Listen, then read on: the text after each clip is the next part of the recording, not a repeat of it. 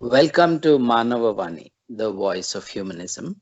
This is a project promoted by the South Asian Humanist Association, Indian Humanists, and the BG Group of Humanists, Babu Gogineni, Humanist Rationalist Discussion Arena on Facebook.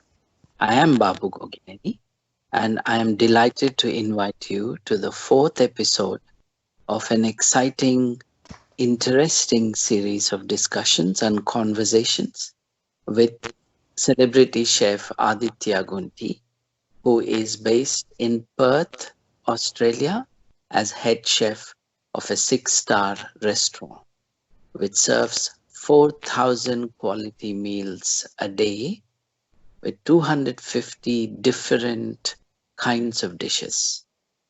And in the previous episodes, we looked at the history of food as we understand it from where we are today, how the human connection with food changed from one which was merely that of survival and nutrition to one which is now part of our way of life and way of thinking for some people, how we connect to taste, which is quite a different thing compared to the others in the animal kingdom.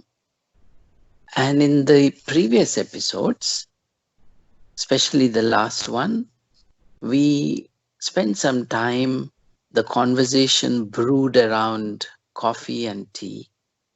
We discussed coffee, how, and coffee was just one example, how coffee started off as a discovery, an exciting discovery for someone, a shepherd. And then religions and kings and queens and authoritarians kicked in and started regulating it and, of course, prohibiting it. And someone called it the devil's drink. Some people associated with the Muslims and they started banning it. And again, it took a religious leader, Pope Clement III, who tasted it and said, "This is very divine, we should all drink it." So, what should be for human consumption and appreciation started getting dictated by those in authority.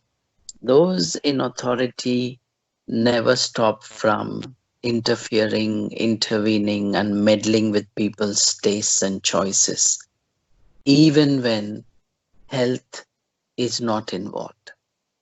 So, we looked at how coffee started off with a shepherd's discovery, kahwa, and how kahwa around the world has been appreciated by different people. We discussed the nauseating and very difficult to palate kopi luwak, how it is made from half digested, semi fermented coffee beans found in the feces of an animal, uh, and so on.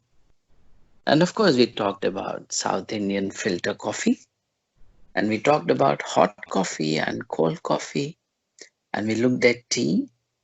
Tea, with all its tannins in it, is not as much a drink as it is an infusion.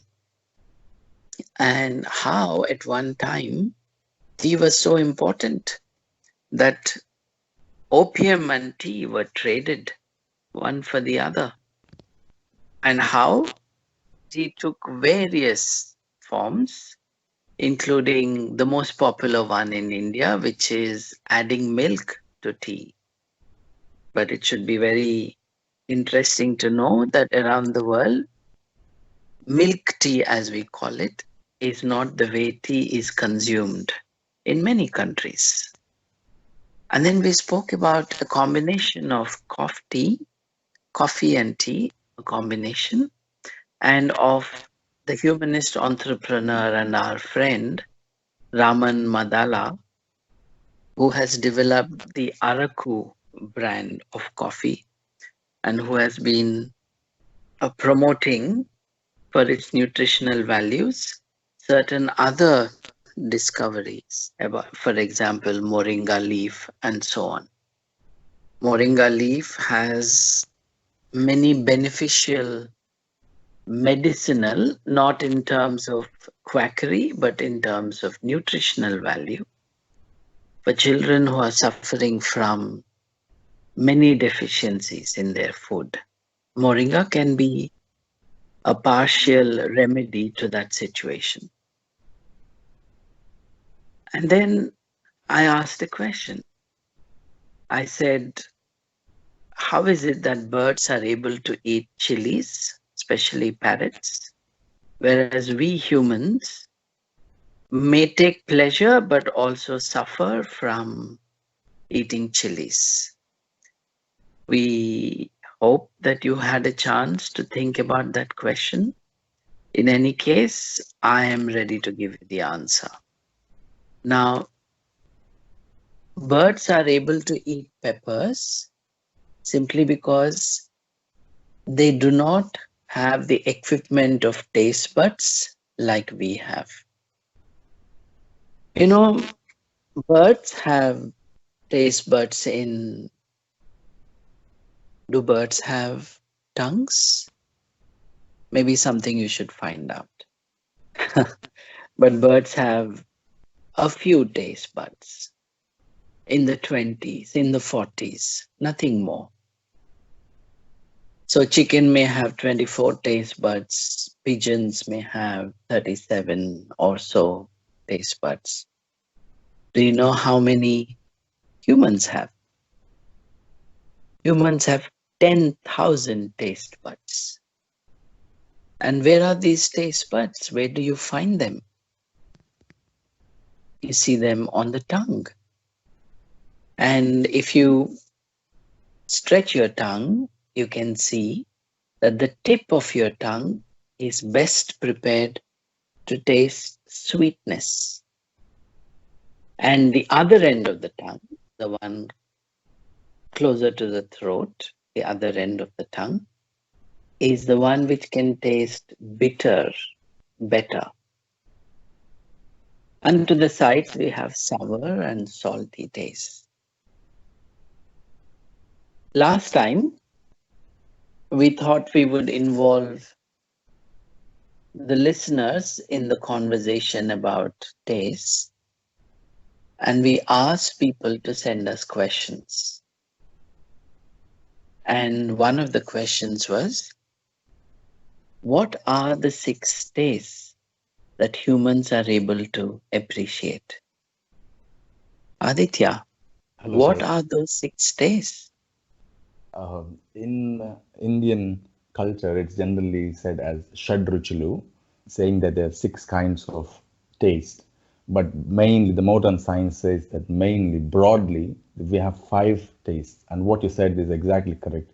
The front of the tongue is for sweet, the back is for the bitter, the sides is for sour, and the middle is for the salt. That's what it's predominantly for. But however, many of the um, other what do you call this receptors on the tongue can also find out the other flavors as well. In this major 5 tastes, if we have to classify, they are sweet, sour, salt, bitter, which we all know. And there is a one fifth new taste. It's called umami. It is being found in recent years that umami is also a taste, and this name comes from Japanese language because it's founded by a Japanese person. And we may have experienced this umami flavor, but we don't know what is umami flavor. I'll try to explain what is umami flavor. Umami is a pleasant, savory taste, which generally we enjoy when we have meats, proteins, mushrooms, tomatoes. To be more easy side to explain this, if you eat ever Chinese food, if you eat soy sauce, if you eat MSG, if you eat any chicken powders, that is where this glutamate, the taste of glutamate, the savory taste, is called as umami. So these are the major 5: sweet, salt, sour, bitter, and umami. However, there are other sensations that we have on our tongue, like spiciness, fattiness, pungency, astringency. Astringency is the contraction of your gums, especially let's say when you eat an amla, a gooseberry. Along with the sour side, you also get that astringency and metallic. Lemon juice, would that be the same? Yes, sourness and astringency. A bit of sour fruits also have this astringency in them. Hmm. Before you explain more, so that we are not lost in translation, when we say sweet, we are talking about things like sugar. Absolutely. When we say salty, obviously we are talking about common salt, Yes. salt on the table. When we say sour, what do we mean? Sour is the sensation that you get on your tongue when you eat citric fruits or sour fruits, tamarind, lemon, some kind of berry, some kind of cherries. They all give that sourness to us. Right. So umami is about, you also mentioned tomato, but mostly it was a reference to meat and Yes. soy sauce, that kind of taste. Tomato has also have got hints of umami in it. Mm. But they also say, and that I find it fascinating, also my personal experience. Sometimes to taste something, you don't need to put it in your mouth. The smell gives you an idea. Very often, people forget the intimate link between the smell of a thing and the taste of it. See, And because when you modern cook research food, is telling us that olfactory related to the smell, the nose, appreciation of food, or not just food, of anything, is also part of our understanding um, about other things and materials. And then there is sight. What you eat is pleasing not just to the taste, not just to the smell, but also to the sight. So when we are talking about food, we also talk about texture, how it tastes, how it feels, how it smells, and how it looks. And if we were to look at the whole range and gamut of factors that help us appreciate food, then we are looking at all of these. But we should go back to what you were saying. Kindly continue. in the culinary world, what you said was absolutely right. So along with the taste, the flavor of the food and the looks of the food are very important, especially in the professions like being a chef. In culinary world, we say that the eyes eat first and then your mouth tastes it. So it's 100% correct. You have to please your eyes first because, as you said, there are some disgusting foods for many people. So these are disgusting because your eye is giving a sense that this food is not good. So how that important is for us for eyes and nose. And also when you said the nose, when you cook anything, you can definitely make when your neighbor is making a upu chepa or a salted fish, because the smell is Mhm. so strong, and there is also science in it. When you cook, all these molecules, the air or the steam, when it gets involved with the cooking process, they carry the molecules of flavor and then brings to your nose. That's how you smell and see first, and then you make your opinion of food, what you eat, and then the magic happens in your tongue and your mouth of all these five major tastes. So to answer Mr. Sarat Suminagari question, so they're not only five, they're not six shadruchulu. We have seven, eight, nine, like spicy, fatty, pungency, astringency, metallic, coolness like a mint, and then starchiness. Hmm. So Shadruchulu is an old idea when we did not have enough understanding of this variety that we are able to appreciate, I guess. Yes, sir. And through science only we can understand these modern techniques or all the knowledge that we have today. Hello, are you there? Yes, I'm with you. Hello. All right. I was saying that it's only I just possible for started science. asking the question, and before that, my referring to the last week's question, which is how come birds are able to eat chilies, and why should chili, the seeds of chili, be so very spicy or hot to the tongue. And people have investigated and come to the conclusion that actually there is evolutionary issues that are involved in this. Now, birds can fly, and if a bird um, is not affected by the heat and the flavor, which can be very, very strong from chili peppers, then it can carry it further away. When a human eats chili, the distance to which a human can disperse the chili seed, either through physical means by carrying them or through excrement, is not very far. But for a plant, for a chili plant, to propagate its genes as far as possible, having a bird eat it is very helpful.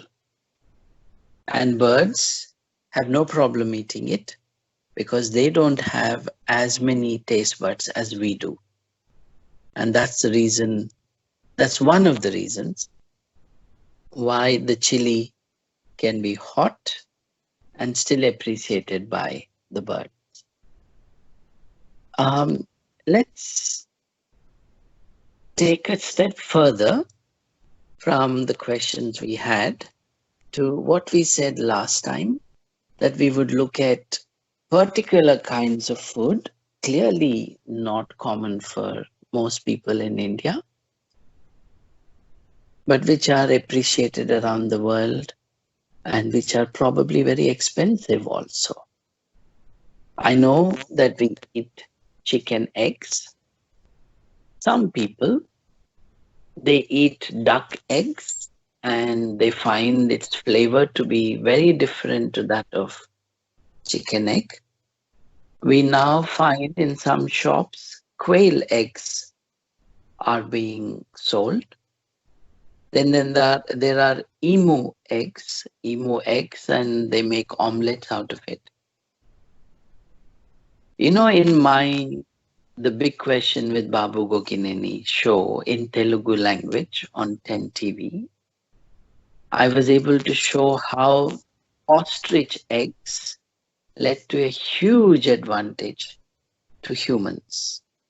We all know that ostrich egg the shell is one of the strongest shells that you can find, to the extent that, if I tried breaking the egg in a TV studio for a chicken, that was okay, but I would never be able to break an ostrich egg like that. And early humans who could break the ostrich egg and empty its contents were able to pour water into it. It became the first water bottle, so to say. They were able to take wine as in the long branches of creeping plants. They took those, they tied them into the eggshell of the ostrich, poured water into it, and then slung it by their shoulder. And the first water bottle was available. When all the humans were able to carry their water with them, they were not, I'm talking of the early humans, they were not required to come back to where the water was available. They could travel. They could walk. They could hunt, eat, drink the water, and keep walking. Without the ostrich egg, the early humans would not have been able to easily leave Africa. But that was about eggs. Most of the world today eats chicken eggs. But do people eat fish eggs? Those little small things, Aditya? Yes, sir. These are called as caviar, and there are premium fish eggs from species like beluga, osetra, sevruga, the branches of fish. I mean, these eggs from these fish species are highly regarded. And once these caviar was a poor man food, but now it's a delicacy. A gram of caviar would cost you around 5,000 rupees in India. A So these, gram. yes, these are That sold these are for. costlier than gold. So yes, if you go to the beluga, the costliest beluga caviar, it would be that expensive. So And then what's these are special about generally, this? I mean, from what I know, fishes they lay eggs by the tens of thousands. So there are lots of fish eggs, and they're very, very small, little things like pepper or that size or even smaller. even So what's smaller to a special about pepper seed. Because these fish that we said are generally not so widely available, and these eggs are treated as delicacy because of its texture. There's magic in this. When I say magic, the texture of egg. This does not have a shell like an ostrich egg or a chicken's egg. Mm-hmm. They have got a fine lining on the egg, and when you break the egg, it's got the juices of the egg, the embryo and other juices, and all the proteins in the egg are. I like it that as a chef you call it juices, but please go on. So we also call juices But the liquids.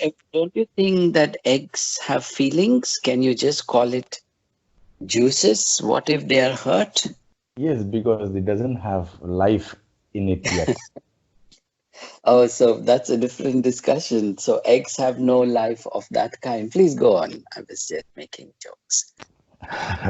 So sometimes these are salt cured, and these are not a main dish of any particular recipe. They act as a garnish or an accompaniment because the scarcity of the eggs itself. There are beautiful blackish colored caviar to a goldenish red color caviar, and if you see in Japanese cuisine that we discussed, that they also use sashimi and sushis. They use this caviar as a garnish also to the sushis. If you ever walk to a sushi shop, you would see that. They use a flying fish roe for that. These eggs are also used in Korean fried rice as a garnish. They mix these raw eggs in the fried rice at the last minute of dishing out, and also used in noodles in Japan and in Korea and in Vietnam. They mix it with the noodles and rice, and they have so the dried fried rice when you eat in your mouth, when the eggs are broken in the mouth, the juices again will make the fried rice a little more palatable. And then you rightly said that this egg does not have a life yet, and the people who argue that egg is a non-vegetarian, keeping it aside, with molecular gastronomy, which we will discuss further if you have time in next episodes, it is possible that you can make a caviar look like caviar with, let's say, from lemon juice to milk to carrot juice, watermelon juice. So you can literally make a juice caviar. It is possible with science. Interesting. But of course, this is not the expensive caviar, right?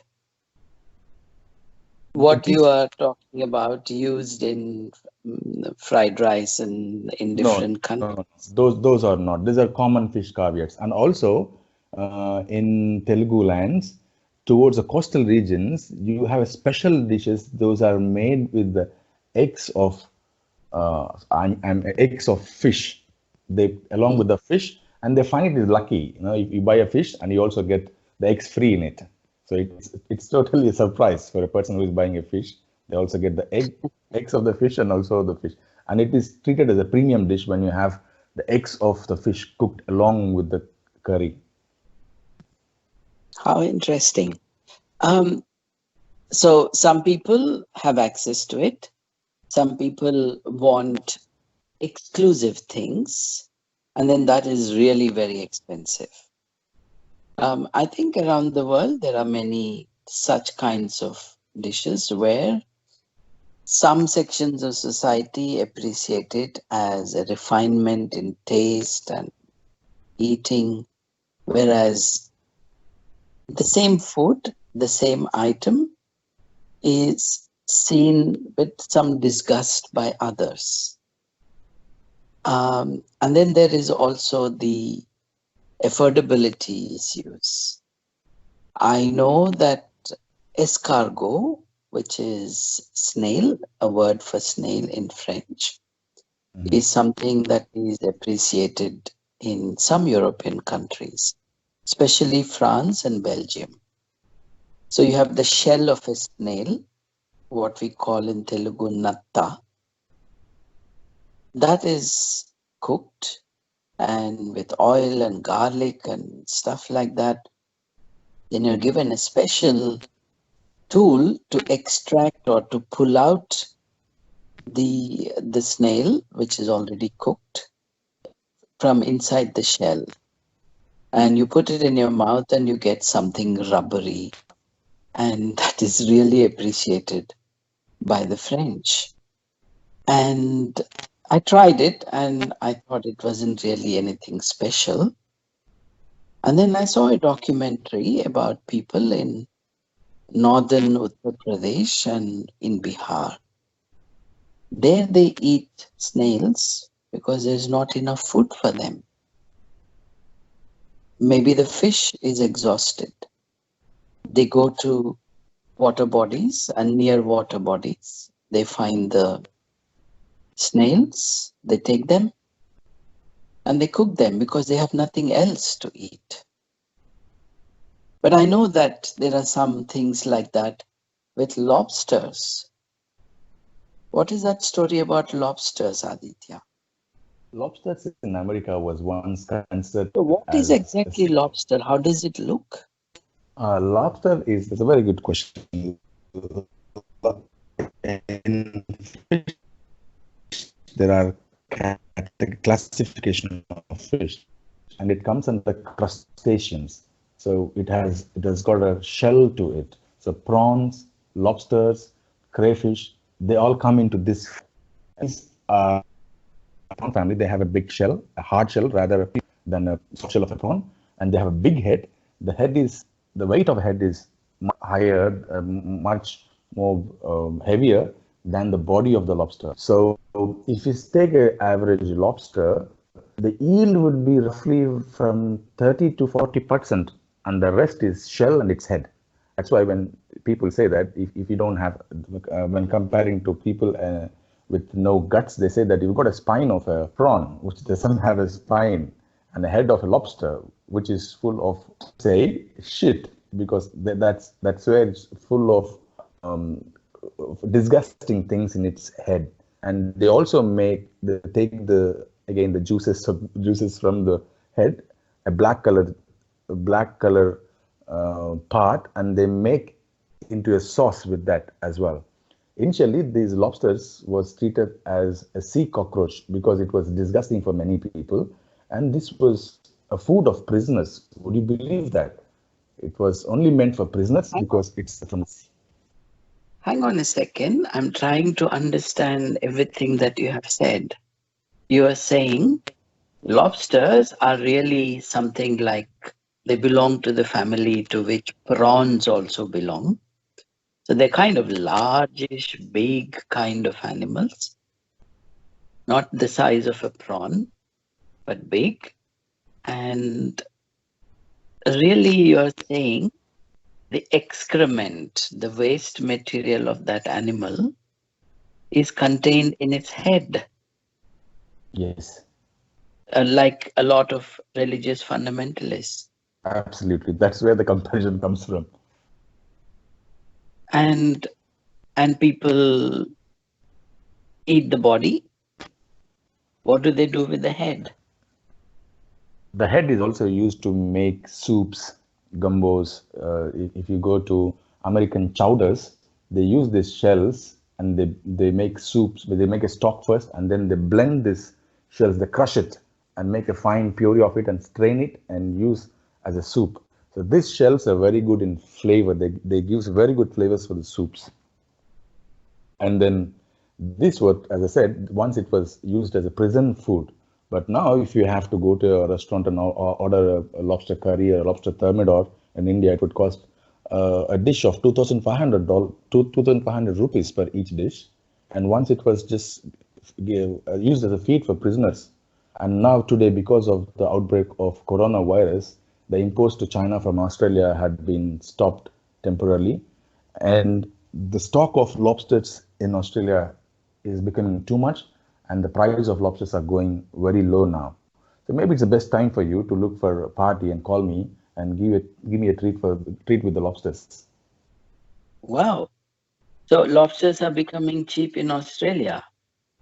Yes, because of the coronavirus hit, China doesn't want to import any seafood from other countries so that the exposure between people is reduced, and hence the farmers in Australia are suffering because they have no business. Wow, this is amazing. That coronavirus is cause for making lobsters affordable to all. At least one good side of There are some extremely interesting things people do, and I say interesting in italics, with oysters, don't they?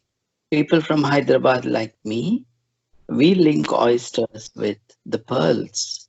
Yeah. So these But oysters, that's not how oysters are looked at by others. once it was a working class food, it was found next to the oceans, and they used to it's a wild food for people who used to live next to the oceans. But because of the rise in the demand, and it has caused for the rise in the production, and hence uh, and because of the scarcity of the product, the price has increased, and people of other areas and other segments of people also try to have this lobster, and they enjoy this lobster, and then the demand for oysters has grown up. From there, it became a working class food, now to an expensive delicacy in a star hotel restaurant. And these oysters we spoke in first episode, they're eaten in raw format. However, they're also cooked formats of oysters like smoked, steamed, poached, fried, baked, stewed, pickled. And in Australia, people like to have Kilpatrick oysters as well, which are the oysters that baked with bacon and W sauce. I would want to be safe here because you're a language teacher. I don't want to misspell it or mispronounce it. It's Worcestershire sauce. It's difficult for many of the chefs to take You this know name. what? You write it, and if you know English but not how it's spoken in England, you would say Worcestershire sauce. But that's the spelling, right? Yeah, But if you knew the exact real name and the pronunciation, you'd simply say Worcester sauce, and that's it. yeah. I just want to be safe, always just saying that W sauce. That's how in kitchens we talk. W sauce. Have you ever heard that there is a myth that you should not be having oysters in the months that have R in it? Oh, really? What if you don't know English? It's also said in the months of French where there is letter R. And why is that? It's belief. It's again a big myth. However, people who believe in this myth try to link science and myths. Says that because the months which doesn't have R in it are generally a summer season on the northern hemisphere. That is why it's not the best time to have the oysters, because the waters are warm, and also the oysters are into spawning period, and we need to give time for oysters because throughout the rest of the months the intake from the ocean is so much that it might be a endangered seafood soon. That's why they would want to. This is the reasons that they give behind the myth. However, there is no danger, there is no harm in having a good oyster at any given time of the year. And especially speaking, in modern days, the oysters are not wild seafood anymore. It is now into farming. We have oyster farms everywhere in America to Australia. where the oysters are grown and the temperatures are controlled in the water. There are measures taken to keep the algae to the recommended levels, and it is completely safe to have throughout the year. And this is purely a myth. Yes. And to simply say that if the name of a month starts with an R, then that's not good. Ignores the history of the calendar itself. Yes. And when these months got integrated and added up, because the word July and August are named after Julius Caesar and Augustus Caesar by themselves. Mm. Julius Caesar added July, Augustus Caesar added August. And the new year at one time started end of March, early April, or even 1st of April. And December was the month number 10. It's now month number 12. So I don't think the R business that applies only to the Roman languages, excuse me, will really work. It's a myth. But it's helpful to know that certain times of the year, these animals are breeding. That's an environmentally conscious thing. But it's important to know that it's not the wild animals that you're eating. These are farmed. And therefore, it's not the same. And Like you say, eat whoever made mangoes this, in whoever April, made this, June. Sorry? please go ahead, Sal. Once you finish, Sal. Oh, I was saying it's all right to say eat mangoes only in April, May, and June. That's because that's summer, but you can get it from Kenya and you can get it from Mexico, and people in Melbourne can get it from Queensland at different other times of the year, or you get it from the freezer. So we are no longer tied up to seasons in this way. But tell me one thing. It has always been a very painful thing for me. Some people eat oysters while they're still alive. Is it true? That's true, sir. Because oysters are generally eaten raw format, so they claim that it is best to have when it is alive, because after if when it loses its life, there is incubation of bad bacteria in there, and there might be attacks of virus. The oyster shells or any molluscus of bivalves, they've got their internal system of purifying things. Even though they live in oceans, they have their internal system to get away from the bacteria when they are alive. So once they are dead, they can't fight against the bacteria. That is why the reason people want to have the oysters fresh. As we discussed in first episode, it is depending upon your guts and how safe the waters were from where the oysters were originated. And it's always safe. As a chef, I would always recommend to have a well cooked food than risking yourself to any illness by having a raw food. And whoever started this myth of R, they would have definitely from the European region. They forget that the months which does not have R in Australia are the winter seasons. So it's really a northern hemisphere superstition, not southern hemisphere. Yes, that's true. Like, people living in Australia and New Zealand, people from India who are building houses, want Vastu here.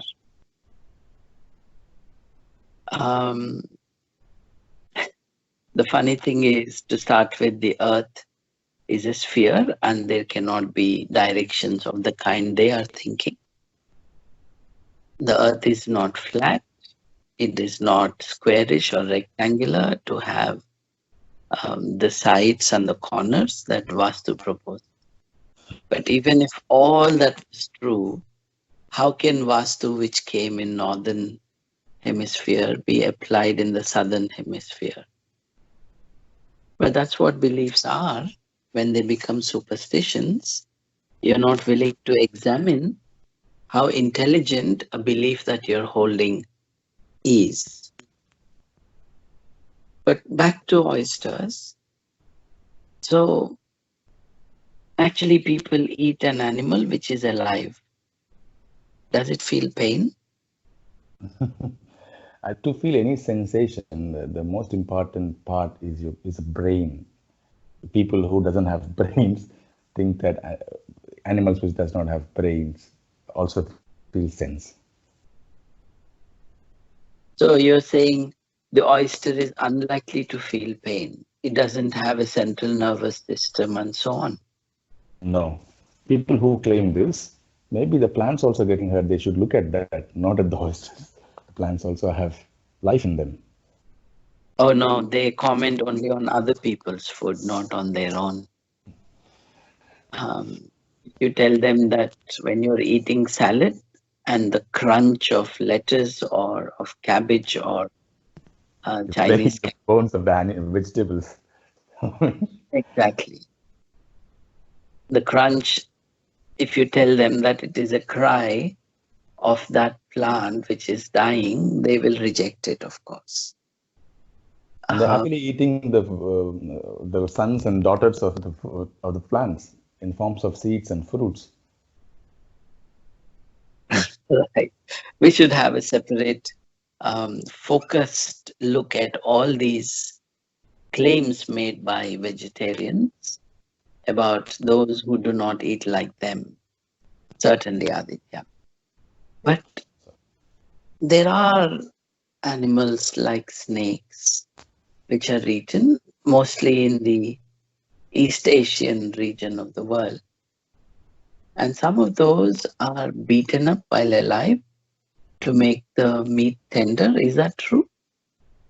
That's true. So when you go to parts of China and also Vietnam, Cambodia, a bit of Thailand, they have these animal cultures of beating the heads of an animal and opening the brain and having the brain. One among this was also to the family of monkeys as well. Is this what, when I was in school, I read a news report in the Hindu. It was about cruelty to animals and a restaurant in Singapore Yes, where an animal is brought to your table. and shown first to you. Well, if I understood it right, the monkey here is fixed up in a box, and what is brought in front of you is a hole in that box where you can simply see the head, the shaved head of the animal, part of it coming out. And when you're ready, the chef or whoever, the butcher, will just slice that part of the head off, and then you can scoop out the brain with your spoon and eat while the animal was still alive. That seems a bit cruel, doesn't it? It is. Um, it's one thing to eat it for nutrition or even for taste, but there are humane ways. Of Humane is a slaughtering. loaded word when we are talking about this, but clearly beating up a snake to make its meat tender while it is alive, or slicing off the head of a monkey while it's alive, and then scooping out the food while it's shrieking in pain, that's causing unnecessary pain, isn't it? Yes, sir. I think in the coming episodes when we discuss religion and myths, I would also want to explain the slaughtering of animals in religions and also in the modern way. Indeed, that is an important thing to inquire into. You said we should look at mm, religion and its influence and approaches and attitudes. Is that something we will do today, or you would like it to In be the on a separate day? in the next steps, in the next coming episodes, sir. And now we have taken the topic of expensive foods or foods once were treated as a royal dish, and now it's a very common dish. I would like to add a few more things quickly here. The offals of an animal in the medieval in the 16th century, What they offal? also Offal means OFFAL. yes, the Is that internal what is involved in mad cow disease in the United Kingdom yes. mostly? That's right, absolutely correct. There was a big chaos in 1980s, if I'm not wrong, where this mad cow disease has broken out. So it's that's why I So always say that. this is not about Brexit. This is something else. Yes, uh, Tell us, yes. these offals are internal organs of because people was only using the meat as only edible product, and they would have thrown offals to for them who they classified as a lower class people. Generally, when a owner sends his crew to get a game by hunting, so he enjoys the meat and flesh of the animal, and he gives the offals to the hunter team as a gift. So you got this animal to me for food, so I give the useless offals to you. That's how it started. But So however, today, this means offal really means when you say internal organs, when we eat meat, for example, if it's chicken, then it'll be the thighs and the wings. So the muscle of these major parts of the body. But offal will mean the heart, maybe lungs, intestine, kidney, livers, intestines, liver, gizzards. or in Yes, goats, maybe kidneys. Those are the offal, right? that's right, sir. Yeah, so please go on.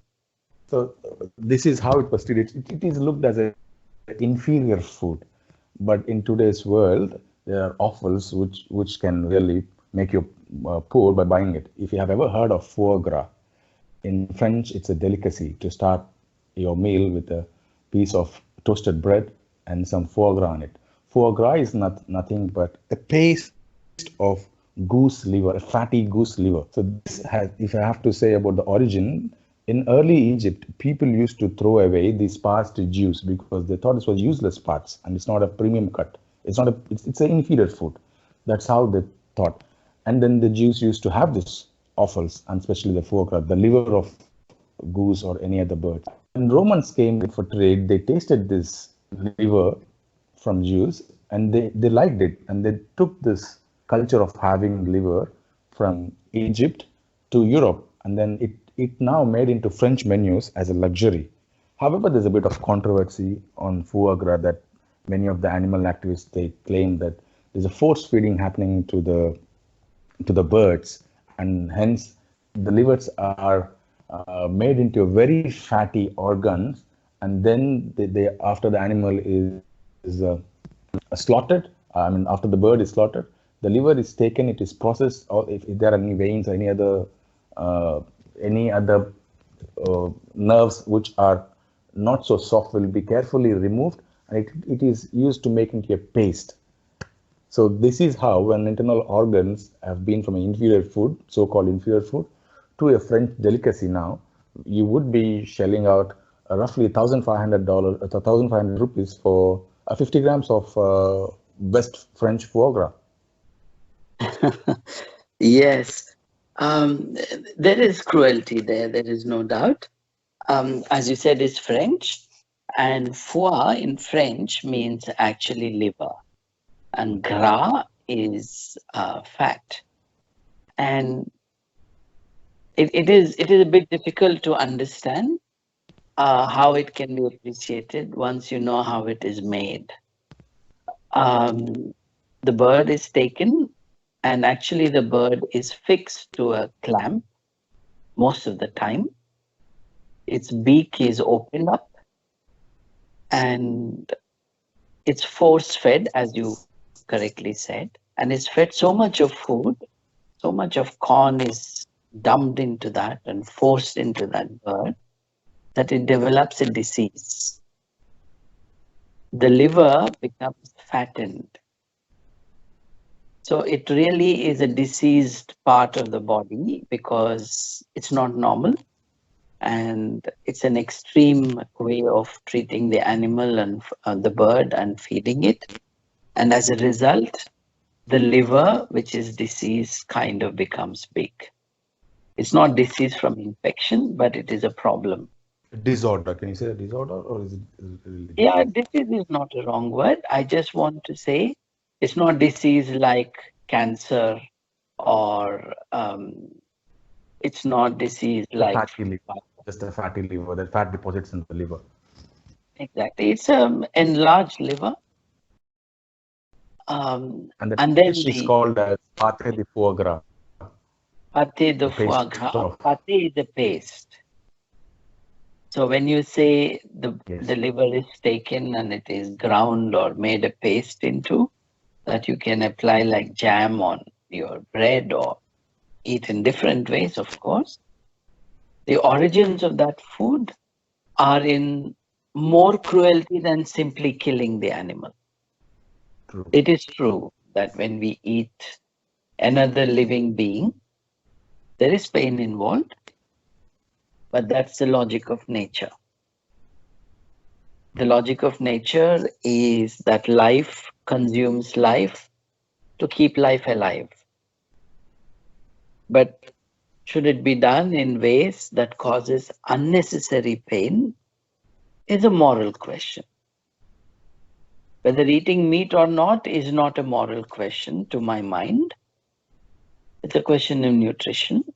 It's a question of what one has grown up in as a culture.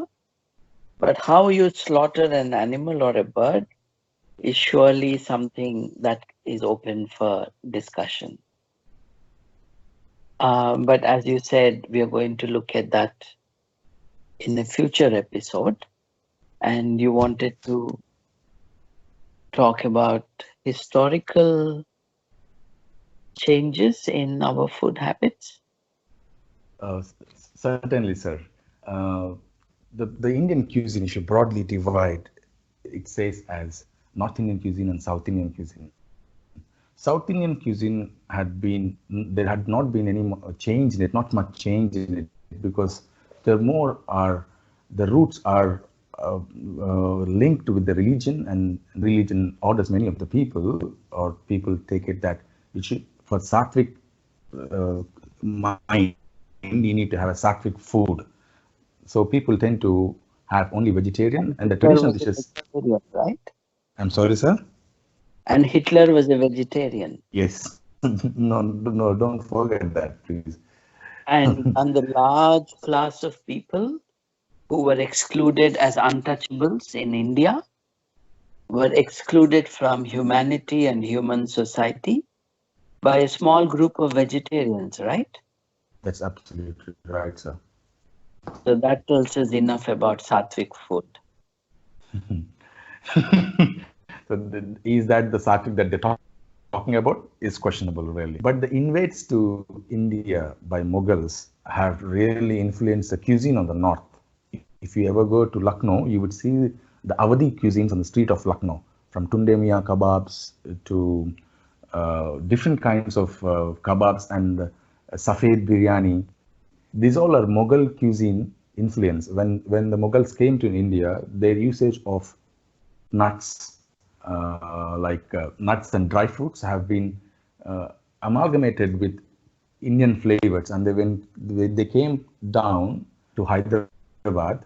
These flavors have mixed with the South Indian flavors and emerged a new Hyderabadi cuisine that we spoke about, of biryani and the Irani chai, and addition of curds, chilies, spices to the food over there, the patakagos that we spoke about, and this is new creation. The new creation of cuisine has started. It's generally understood that every 100 years the cuisine changes, but most of the traditional South Indian cuisine had still kept its traditional dishes intact like that. However, the North Indian cuisine had undergone an influence of Mughals, and to the parts of Goa, when there was a rule from Portuguese, the cuisine there was influenced by Portugal cuisines. They had sausages there.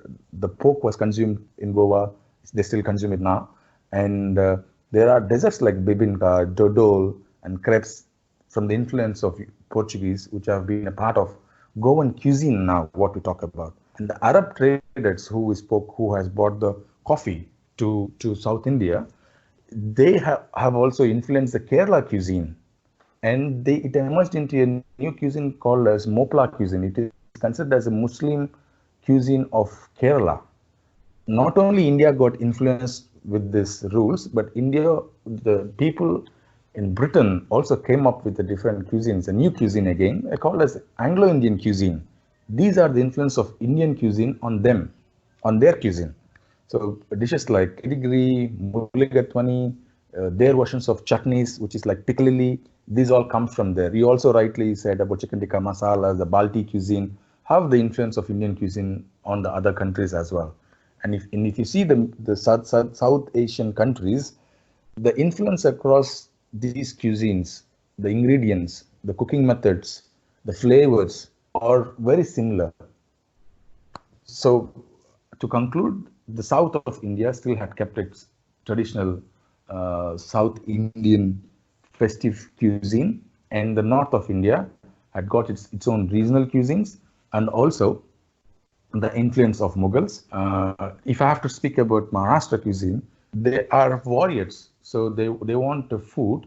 They feel like, as you said, the food has no aphrodisiac properties. They felt that because you belong to a warrior caste, you are believed to have spiciest food because that shows off your power of masculinity, your manpower. That's what they believed in. That's why the cuisine over there, they made it more spicy because as a warrior, you have to take this amount of heat in the food to keep you warm, to build up your body is what believed there. That's why the Maharashtrian cuisine is also a bit spicy over there.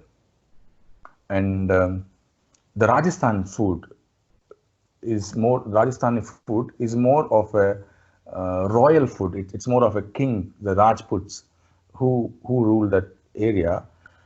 They're also more into hunting, so they like the game meat. So there are many Rajput dishes where simple meat dishes are cooked, like lal mas, safed mas, with minimum ingredients and spices. And there are dishes where you put underneath the ground and cook it. So these are hunting and cooking together. It's just like a camping. You go for a hunt, you get an animal or a bird, and then you cook with bare minimum spices because you don't want to carry a lot of stuff from your kingdom to the wild because it involves labor, it involves money. So with the limited versions of ingredients and the equipment, they emerged a cuisine over there, the Rajput cuisine. How fascinating, Aditya. You showed how, in what you said just now, how other things influence your habits. Invasion, for example, travel also has an influence. But one small thing though, South Indian food, as we discussed earlier, is influenced by Indonesian and Malaysian food habits, which is how we got idli and dosa. Yep. And then, of course, idli and dosa are not Indian in origin. We are the biggest consumers of Indonesian and Malaysian influenced food as far as fermentation of the batter and idli and dosa have in mind is concerned. But not only that, rice is mainly from China and East Asia. And they tried to grow rice in India, but that's possible only where there's lots of water. And parts of Telugu land, the coastal districts, they did not eat rice throughout their history. Eating rice is a new phenomenon. You know, there was the great Guntur famine in the 1850s or 60s, and millions of people had to leave their homes or die because there was not enough food during the British rule. That is around when Sir Arthur Cotton started the great irrigation projects. until the irrigation projects happened. The dams were built across the rivers, and water was made available in abundant quantities to the region around Krishna and Godavari. Rice was not grown, and millets and things like jowar were the main food ingredients of the Telugu people of that land. And rice was not eaten as universally as it is today till after the government introduced the 2 rupees a rice kilo, 2 rupees a kilo rice as a welfare measure. Let us remember that in the 1980s, India was a really hungry country still. There was enough food, but there was not adequate distribution. And then the government of N.T. Ramarao and the government of, before him, the government of M.G. Ramachandran, when they introduced midday meal schemes and they introduced subsidized rice, that changed the habits of lots of people because this became available. So first availability of water and government policy also changed the way people were eating. So I thought that would be interesting to observe. Anglo-Indian cuisine. I'm fascinated by mulligatawny, which sounds so very sophisticated. It's actually When you see a restaurant in London, mulligatawny, you say, wow, that seems very interesting.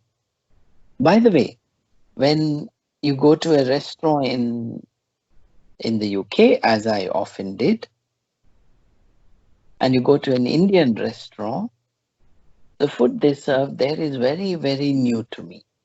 And I'm from India. When I go there, they are usually serving dishes that originated in Afghanistan and Pakistan. There will be tandoori roti, there will be tandoori chicken, there will be some Mughlai dish, there will be biryani, but that could be Kashmiri biryani. So really, what I'm eating in an Indian restaurant in London is really very foreign to me, coming from South India. There is, unless there is Saravana Bhavan and Veera Swami, you are being served foods that were developed 2,000 kilometers away from where I used to live in South India. So when we say Indian food, and we are talking about such a huge landmass, we have to be careful, isn't it? And I made friends with some restaurant owners, and I went into their kitchen, and I find that the cooks are Bangladeshi.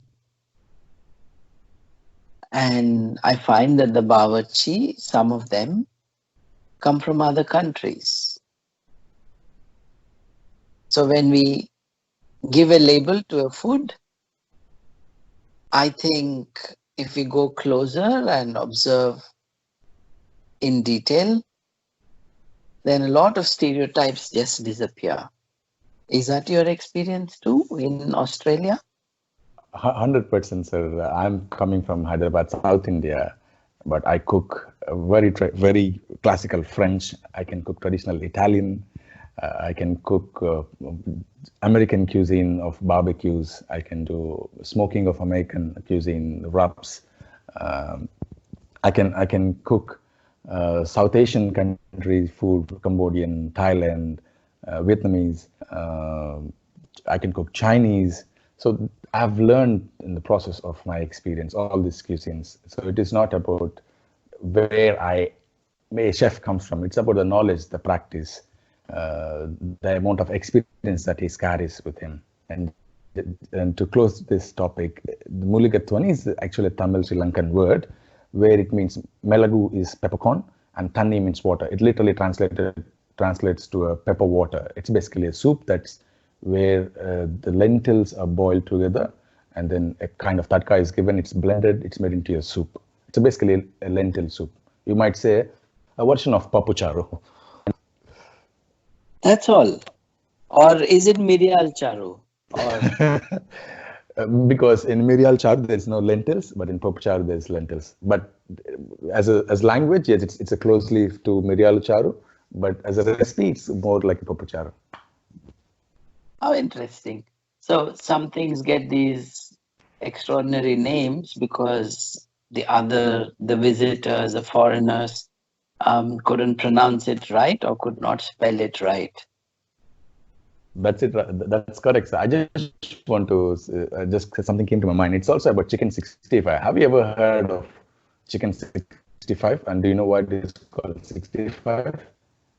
I don't know about that, but in one dhaba, I saw somebody was selling chicken 655, 600. Maybe should we leave that for the next episode and then go to the next topic, or you want to explain it now? We can ask viewers, listeners, to find out how Chicken 65 started. Okay, great. And then why there is mutton 99, mutton 65? Great, sir. Great. Let's move forward. Sure.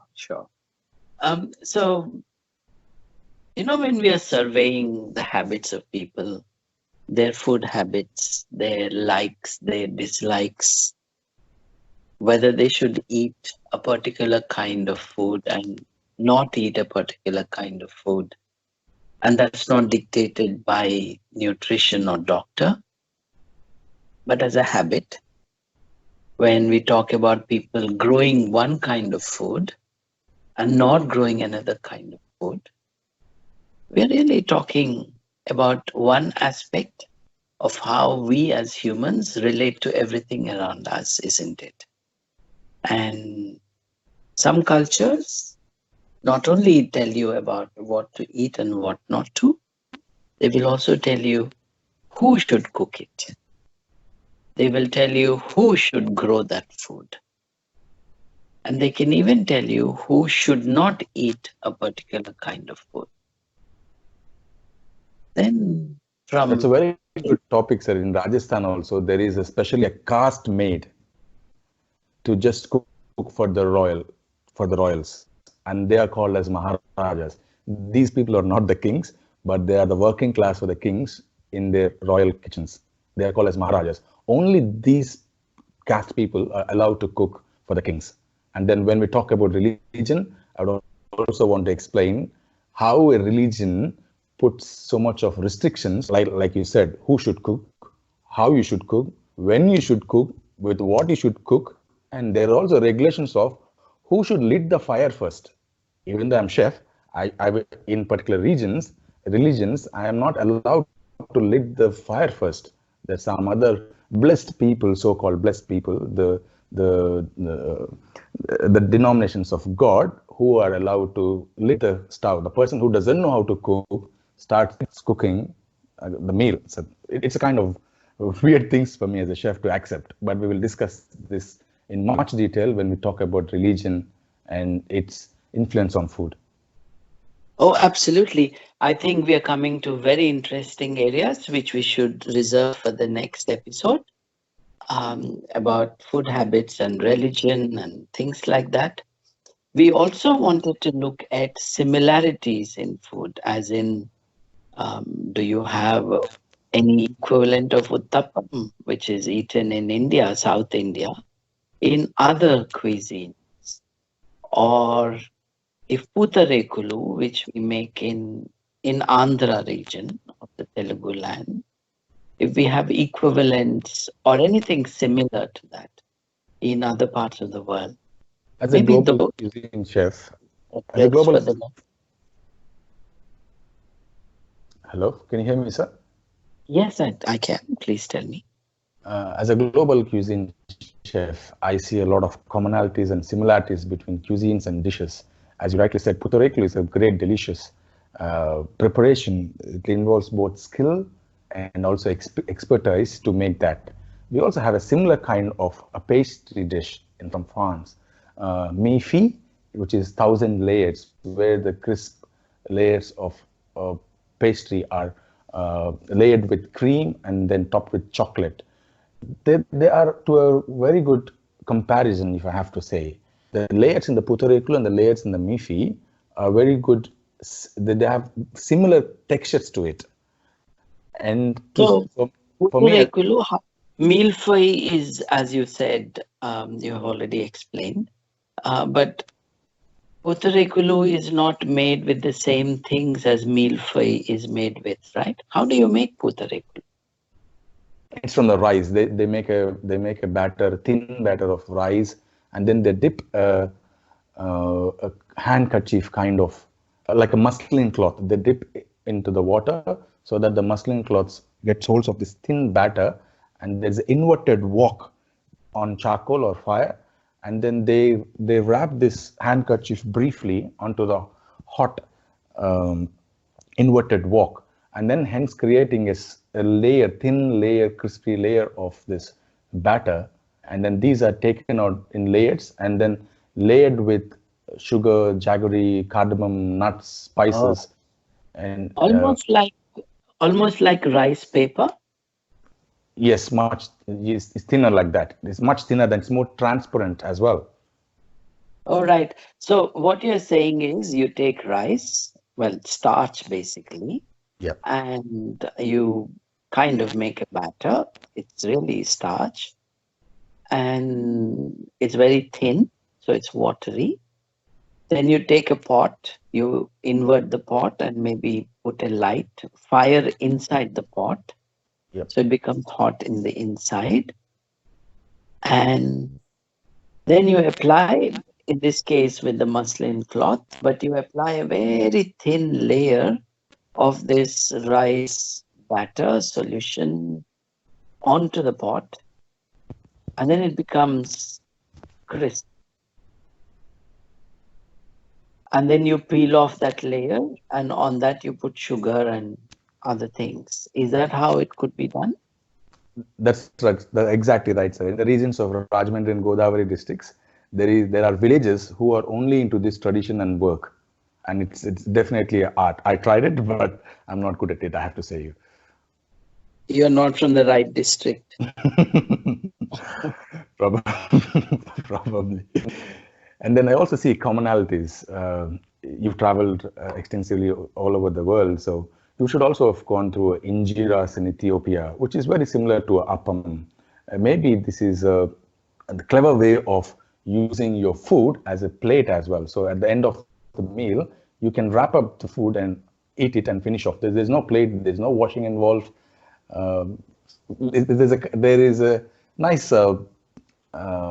history to it as well, that these dishes are into existence because of maybe they do not have a plate or a vessel or a bowl to have food.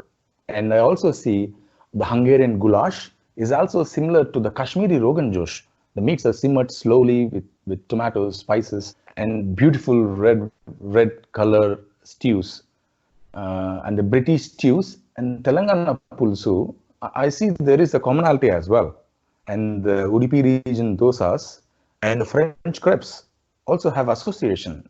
Maybe people from different parts, like China, Czechoslovakia, Ukraine, they all have different kind of dumplings. They might call it with different names.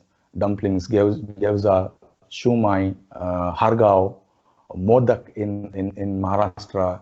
They all are dumplings, is it not? The casseroles like Arabic moussaka and the UK shepherd pies, the African tagines, the French cassoulet, and the Indian subcontinent dishes, they have a common way of cooking these dishes. That means people across the globe, when the evolution of people or in the evolution of cuisine, people are thinking similarly.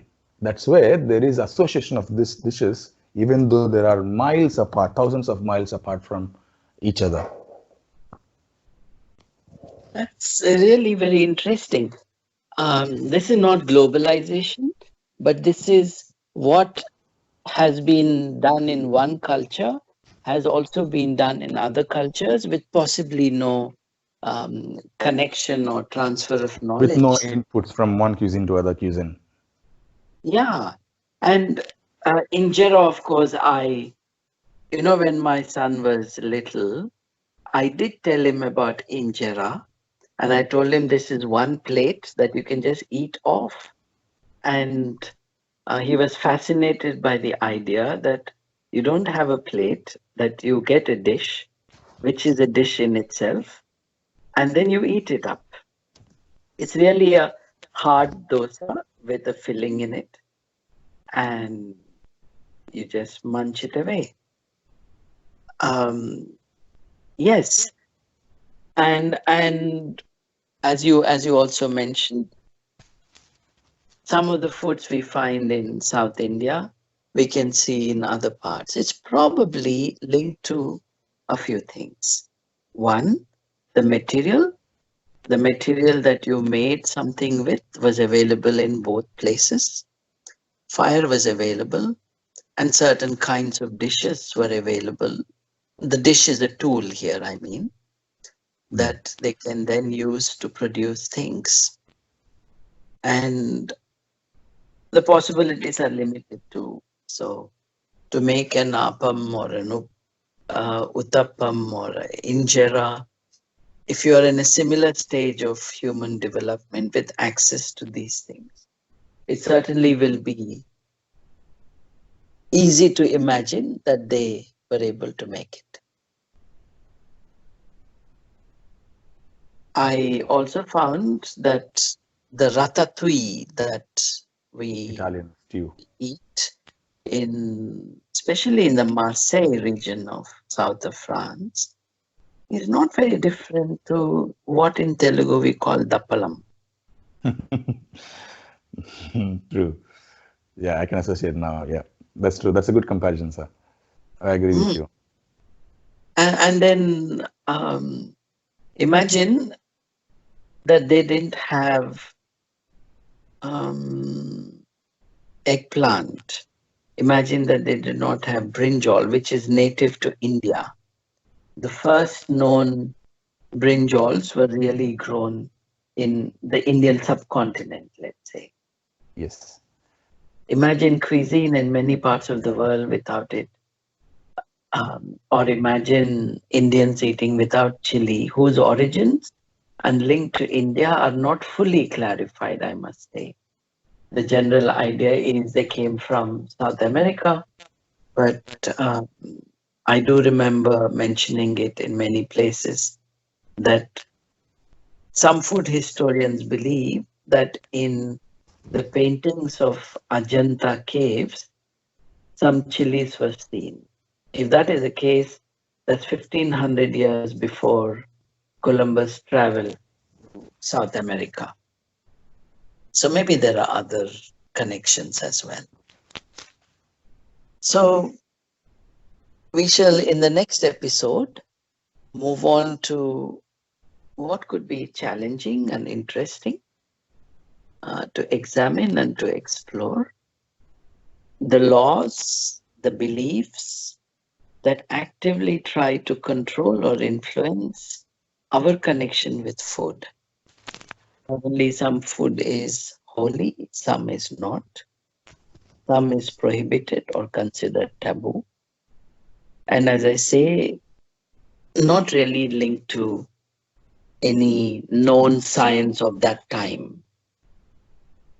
There is a generally bad habit of many semi-educated, half-cooked brain people who will say maybe at that time the scientists of that day gave that direction, and then it became a habit and hence a superstition. To start with, those were not scientists.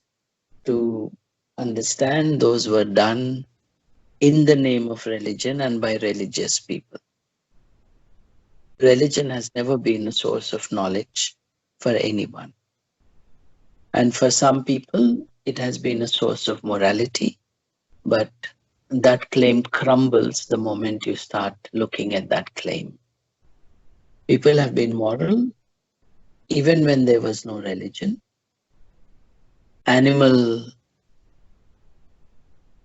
the herd of the humans is called society, animal herds are known to behave in ways that show that they favor cooperation.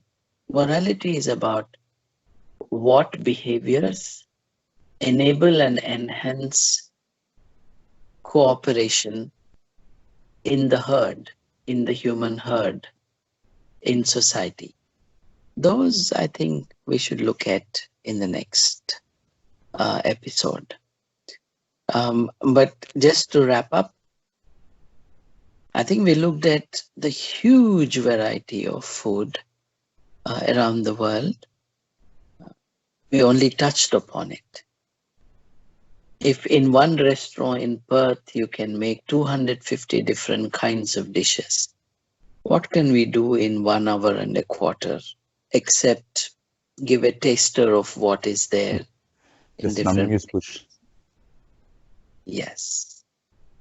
And in some situations, certain practices developed for the preservation of food.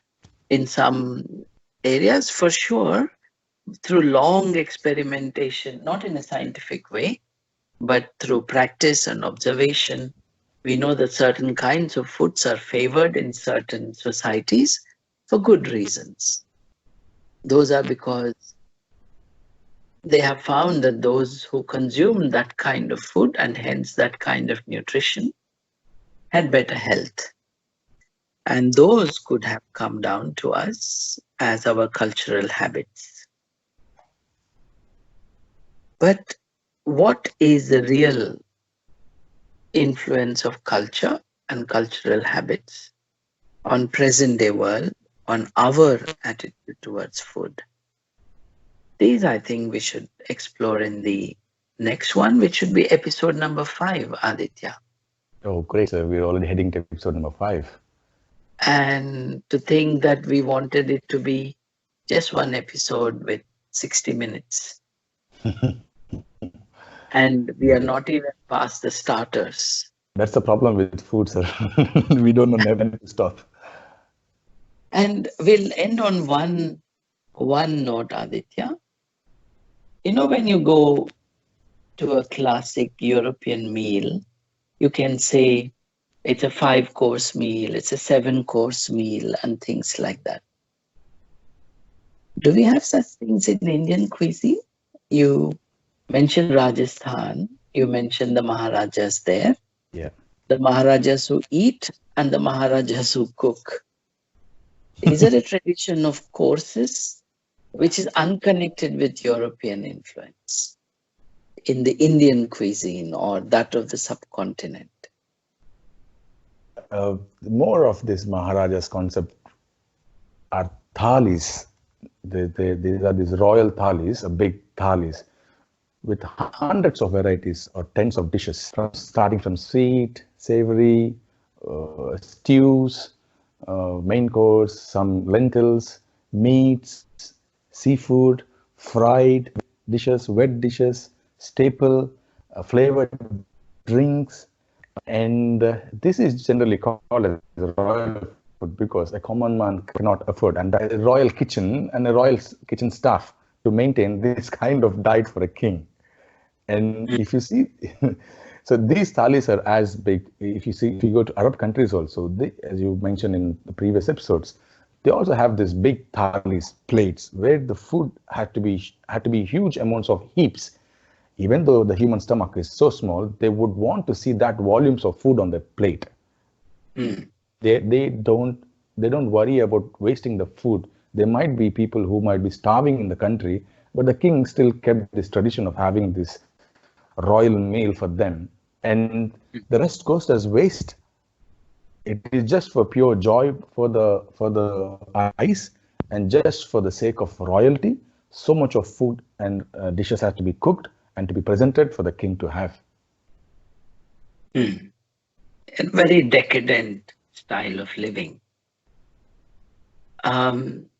Yes, let us explore all of these things. I know that talking of the courses, I know that in Europe, in a typical formal meal, you end with a sweet and probably a chocolate, some wine, a nightcap, and things like that. But in the Indian style of eating, probably, definitely for South India, probably we start with the sweet, isn't it? Yes, that's completely reverse from Europe to India, where if you go to any wedding ceremonies or any auspicious celebrations, they always start having a laddu or a sweet or a jangri or a jalebi as your first course when they serve on And then your they will come a chutney. and then the salt. And there is also superstition that they do not want to put the salt first because that makes your life salty. There's superstition around that. And then if you eat sweet first, so your life is more happy, joyful. That's how it is. And as you rightly mentioned, the desserts are kept to the end in European cuisine because Europeans believed when the spice trade was happening, the spices really helped them to as a medicine. Hence, if you see the desserts, there is an influence of grated nutmeg or saffrons, some kind of other spices in Europe and also in India. If you make payasam, there are infusions of cardamom. In tea also we add cardamom and other spices that we discussed in the earlier episode because they believed when you have this last course, it's a kind of medicine for you. You're enjoying the sweetness of the dish, but also alongside you're taking the spices, which also helps for your health. That's what is being understood in Europe. That is why the desserts are kept to the end. Whereas in Indian culture, we still use Start with sweet. it starts with sweet because their superstition is their superstition is that if you eat a sweet, your life is going to be happy, joyful, wonderful. But, I'm sure we'll have to end this soon. But I just want to say one thing before we close off. The perversion in typical Indian mass meal systems now is you start with the laddu, but you end with gajar ka halwa and ice cream together. It's a tradition brought in from Europe. And the same reason why Europeans are having desserts in the last. We eat curd rice in the last, thinking that this curd rice will cool down your system after having so much of spicy food. And yeah, that's a good note on which to end. Curd rice, without which Telugu people will die of starvation. And hardly anywhere else in the world outside the southern Indian context do people eat curd and rice, isn't it? Yes. If it's so good for digestion and for your health, how come only South Indians eat it? And how come they have 20 years less life expectancy than? Absolutely true. So these all are myths around food. We will look this in the next coming episodes. I just want to close my closing lines. I would like to thank you, Manavani, the voice of humanism, Saha, Indian humanist, Sri Josna Garu, Sri Nishant Garu, for all their efforts to bring me forward and make a collaboration with you and get these episodes coming. And cooking has always been my fascination in my childhood because the same boiling water which softens the potato hardens the egg. So as a child, the kitchen was my laboratory. It fascinated me always. And what's happier than for me than talking about food and cooking? I'm happy, looking forward for episode number 5. Oh, wonderful. An absolute pleasure talking to you, Auditya. Thank you for being on this show. Thank you, sir.